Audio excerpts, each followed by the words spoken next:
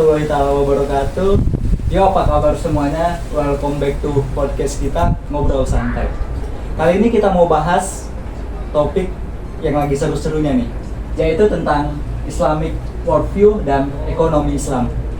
Di sini ada dua kawan saya, yaitu ada Denny yang jago banget soal ilmu agama Islam, dan ada Aji yang pinter banget soal ilmu ekonomi. Gimana nih kawan-kawan? Udah siap buat bahas Islamic worldview nih? Siap banget lah ini. Oke, langsung aja kita gaskan ya kan. Kita mulai pembahasan ini dari Denny. Den, apa yang kau tahu tentang maksud dari Islamic worldview itu?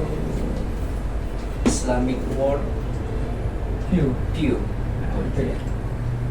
Maksudnya itu basically itu ya, pandangan kita tentang kehidupan gitu dalam Islam, seperti melakukan ya ibadah nih, macam mau sholat asar ini ya kan, ibadah salah satunya. Baru seperti lingkungan hidup, bersosialisasi lah kita ya. Seperti itulah mungkin. Oke, mantap juga ya pemaparan dari Denny nih. Bisa. Nah, lanjutlah nih ke Aji. Ji, kayak mana nih menurut kau hubungannya dengan ekonomi Islam? Kalau menurutku tuh, kalau Islamic worldview jadi landasan bagi ekonomi Islam, ekonomi Islam sendiri itu tidak cuma ngejar profit dan pertumbuhan ekonomi saja, tapi juga mengedepankan keadilan bersama dan keberlanjutan. Pokoknya semua prinsip-prinsip Islam kayak kejujuran, keadilan, dan pedulian jadi dasar sistem ekonomi kita sendiri. Nah, berarti kalau gitu ya kan, jadi ekonomi Islam ini lebih manusiawi ya kan dibanding dengan sistem ekonomi konvensional. Apa kayak gitu? Yang betul lah itu. Kalian kompor yang betul-betul Nah, ini.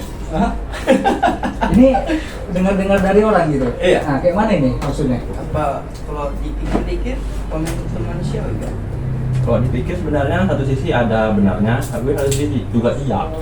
Karena di sini kan dijelaskan bahwa ekonomi Islam itu sendiri riba itu dilarang.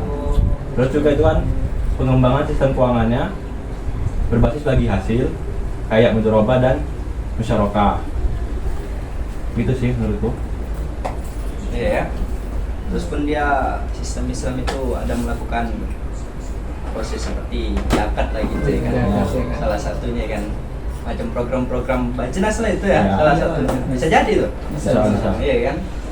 Jadi mereka itu melakukan dengan ajaran-ajaran Islam lah, yang seperti tadi Haji bilang tidak ada dalamnya riba gitu ya kan, melakukan gorok lah mungkin ya. Ya. Ya, tadi menarik juga nih tentang pembahasan Islamic worldview dengan kaitannya ekonomi Islam. Tapi ada salah satu hal yang janggal nih. Kayak mana nih penerapannya dalam ekonomi Islam di dunia nyata? Apakah ada contoh yang bisa kalian kasih gitu? Contoh ya. Tadi maksudnya pas ini contoh gitu ya. Ya, contohnya lah Harus di dunia kita- nyata ini. Harus tahu banget dia. Ya, jadi guys harus kita jelaskan juga contoh-contohnya ya. Oh iyalah, harus Sebetulnya yang paling paham ini ketua kita Aji. Kan saya lah yang memaparkan ya kan. Kalau di dunia nyata itu seperti nggak usah lah jauh-jauh kita ke luar negeri lah gitu dibilang ya kan. Di Indonesia pun sudah pasti ada lah, seperti BSI lah ya kan, kita contohkan, atau singkatan dari Bank Syariah Indonesia, ya itu kan? dia. Salah satunya. Mereka kan udah menetapkan prinsip-prinsip syariah di dalamnya, seperti melakukan mudharabah, program sistemnya gitu, Yes. melakukan secara mudharabah atau musyarakah lah gitu ya kan, kalau di BSI ini. Jadi sudah pasti, dan salah satunya di transaksinya itu ada akadnya gitu. Kalau konvensional ya kan nggak ada akad, itu yang membedakan salah satunya lah itu ya. Berarti Islam ini terikat oleh akad ya? Terikat oleh akadnya karena ada perjanjiannya lah gitu. Oke.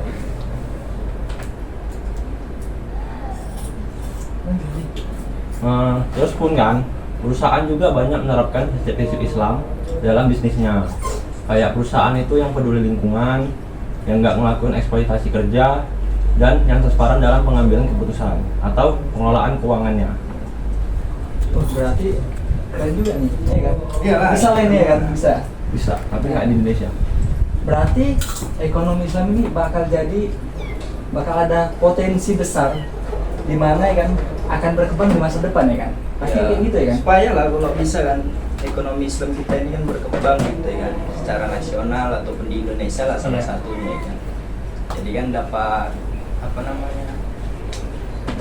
dapat membantu masyarakat gitu lah ya kan, dengan adanya prinsip-prinsip Islami lah gitu ya kan, atau prinsip-prinsip syariah lah yang ada di Indonesia ini. Terus pun juga setuju nih dengan pendapat Denny, karena kan ekonomi Islam ini juga menawarkan alternatif yang lebih manusiawi dan bermoral. Terus juga semoga sistem ini bisa diterapkan secara luas di masa depan nanti untuk anak-anak yang harus menjalankan ekonomi itu. Berarti suatu harapan besar bagi kita ya kan, di mana Islamic worldview ini dengan ekonomi Islam itu bisa berkembang pesat di masa depan nanti. Oke. Terima kasihlah pada dua kawan kita ini, yaitu Denny dan Aji, yang sudah memaparkan apa itu tentang Islamic worldview dan ekonomi Islam. Terima kasih banyak.